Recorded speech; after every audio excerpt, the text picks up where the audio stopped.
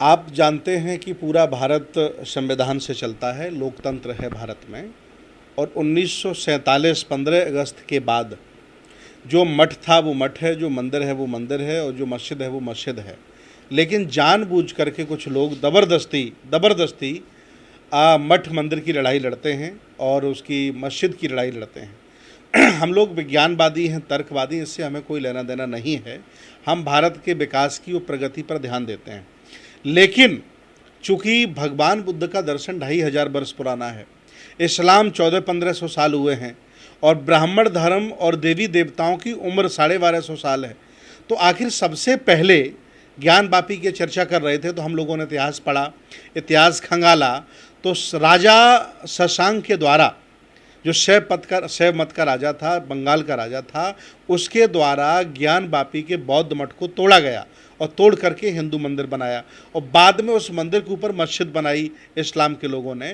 तो मेरा ये मानना है कि जब एविडेंस मेरे पास है, वो बौद्ध मठ था पहले, उसकी तमाम जो चीज़ें हैं उसमें निकली हैं, और तमाम जो वहाँ भाषा लिखी गई है, धम्म लिपि, ब्राह्मी लिपि, उसके आधार पर, और तमाम पंडित केदारनाथ पांडे को लेकर के, रामचंद्र शुक्ल को लेकर के, भारतीय इतिहास का पुराना इतिहास, तमाम चीज़ों का अध्ययन करने के बावजूद, एविडेंस कलेक्ट करने के बावजूद हमने सुप्रीम कोर्ट में याचिका दायर की है कि ये ना मस्जिद मुसलमानों को दी जाए, न ये मंदिर हिंदुओं को दिया जाए। ये बौद्ध मठ है और ये बौद्ध मठ बौद्धों को दिया जाए, बौद्धों का सम्मान वापस किया जाए। ये मेरी याचिका डाल दी गई है। क्या आपकी याचिका अभी तक एक्सेप्ट हुई है? मेरी याचिका, मेरा काम है, हमने याचिका लगा दी है। रजिस्ट्रार उसे 2 दिन में, 4 दिन में एक्सेप्ट करके हमें सूचना देगा, डायरी नंबर देगा, तो हम आपको बता देंगे। हमने अपना काम कर दिया, एविडेंस के साथ हमने पूरा काम कर दिया है। अभी आपने अपनी शुरुआत में प्लेसेस ऑफ वर्शिप एक्ट का जिक्र किया।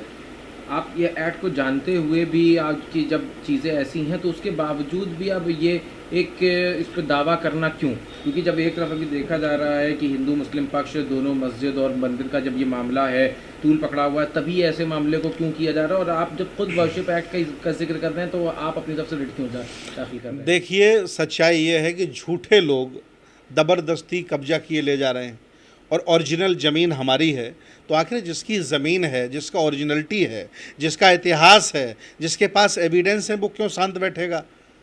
अकेला ज्ञान वापी ही नहीं भाई साहब, अकेला ज्ञान वापी ही नहीं, यहाँ के जितने बड़े बड़े ब्राह्मण धर्म के बड़े बड़े मठ हैं, चाहे तिरुपति बालाजी हो और चाहे बद्रीनाथ हो, केदारनाथ हो, ये सारे के सारे बौद्ध मठ हैं।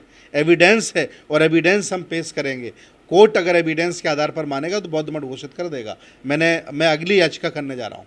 किसकी अगली याचिका करेंगे? बद्रीनाथ, केदारनाथ और तिरुपति बालाजी भी बौद्ध विहार हैं, बौद्ध मठ हैं, इसकी याचिका करने जा रहा हूँ। मथुरा में भी एक केस आप लोग लड़ रहे हैं? जी, मथुरा भी पुराना बौद्ध का केंद्र है। सम्राट कनिष्क ने मूर्ति कला केंद्र स्थापित किया था।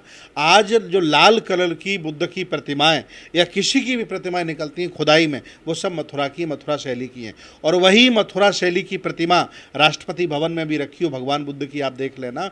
और आप चले जाइए मथुरा के संग्रहालय में, 4000 बुद्ध की टूटी प्रतिमाएं रखी हैं। इसलिए मथुरा भी बौद्ध मठ है, शंकिशा भी बौद्ध मठ है, बैरंजा भी बौद्ध मठ है। ज़बरदस्ती लोगों ने कब्जा करके रखा है, इसलिए हम सुप्रीम कोर्ट के जाते हैं। लेकिन ये तो एक विवाद उत्पन्न करने जैसी बात होगी कि सारी चीज़ें थी। अभी आप जैसे कह रहे हैं ज्ञान वापी, फिर आप कह रहे हैं केदारनाथ, बद्रीनाथ, तिरुपति बालाजी। ये हमारे हक की लड़ाई है, मान सम्मान की लड़ाई है। जिसे विवाद लगता हो लगता रहे, लेकिन ये मेरे मान सम्मान की लड़ाई है। आखिर मेरे पुरखों ने यहाँ 84,000 बौद्ध स्तूप बनाए। इतिहास गवाह है, सम्राट अशोक ने कहाँ गए 84,000 बौद्ध स्तूप? तक्षशिला, नालंदा, उदंतपुरी, विक्रमशिला, सिरपुर विश्वविद्यालय, 350 विश्वविद्यालय बौद्ध राजाओं ने बनवाए 1250 साल में। इस समय भारतीय पुरातत्व सर्वेक्षण के पास सिर्फ 11 विश्वविद्यालय। कहाँ विश्वविद्यालय गए? जमींदोज हैं, उनकी भी खुदाई कराएंगे। हम तो धन्यवाद देते हैं अंग्रेजों को, अंग्रेज ने खुदाई कराई, इसलिए कम से कम जमीन में दबा हुआ इतिहास सम्राट अशोक का, बुद्ध का निकल आया, न वो भी दफन हो जाता।